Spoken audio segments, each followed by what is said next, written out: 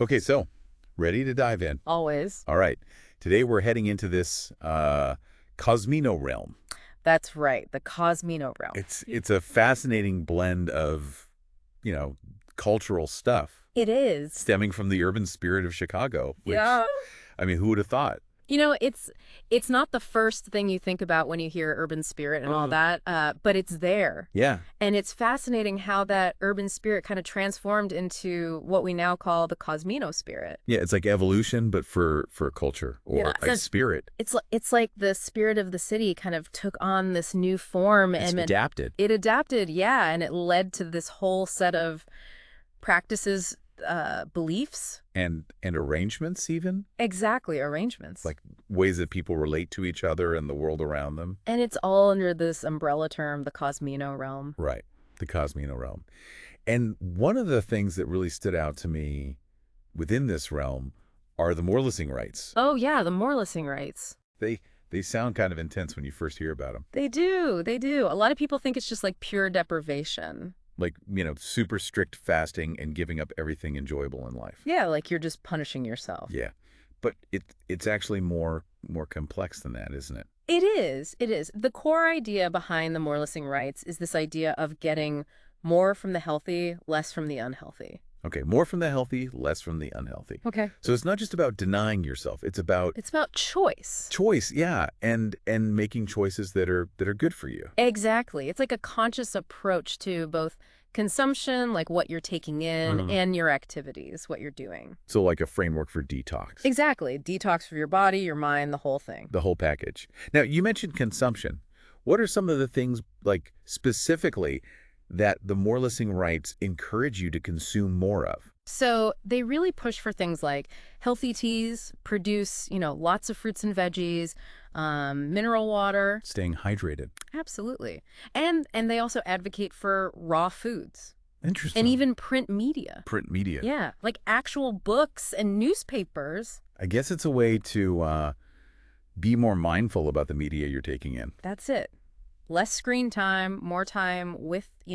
With a physical book. Yeah. That makes sense. It's kind of a counterbalance to the whole digital overload we all face these days. Yeah, totally. So that's the more side. What about the less side? What are the things the Morelessing Rites encourage you to cut back on? Well, on that side, you've got things like sugar, candies, soft drinks. The usual suspects. Exactly. The things we all know we should probably be consuming less of. Right.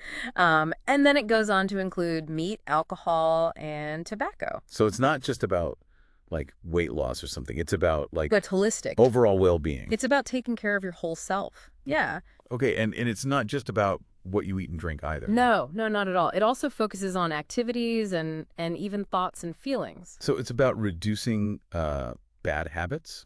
The source mentioned things like lying and exploiting others. Right. Things that are considered harmful, not just to yourself, but to others. to others. Yeah, to the community. That's the community. And then there's the whole aspect of trying to minimize negative thoughts and feelings. Okay, so like anger, guilt. Yeah, anger, guilt, jealousy, all those things that kind of weigh you down.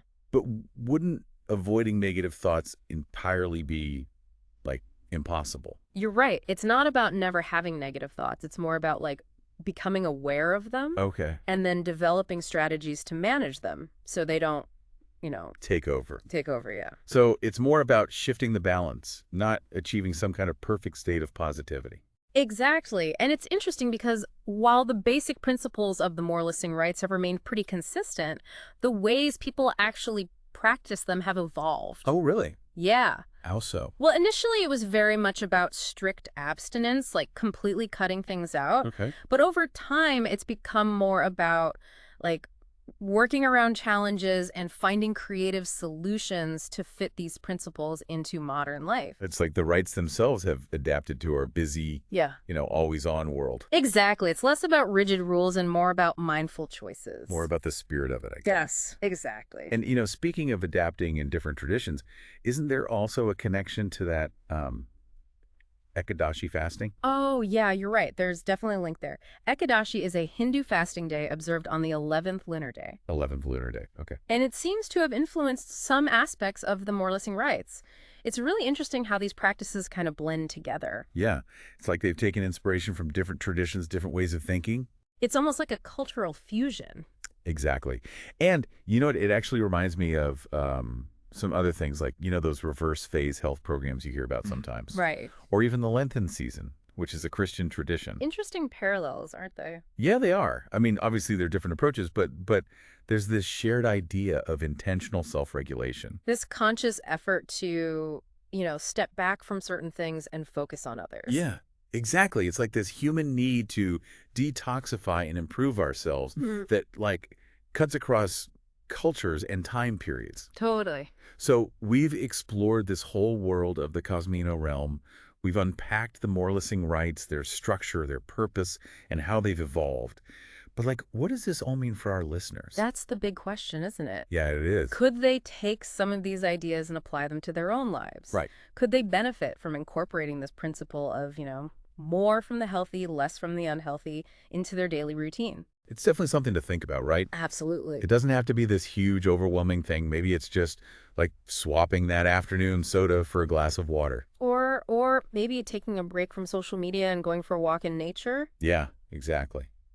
Just small changes, but they can really add up over time. It's all about those mindful choices. Absolutely. Thinking about what you're consuming, what you're doing, and even how you're thinking. And maybe finding ways to bring a little bit more of that, more from the healthy, less from the unhealthy philosophy into our lives. Exactly. Food for thought. Food for thought, indeed.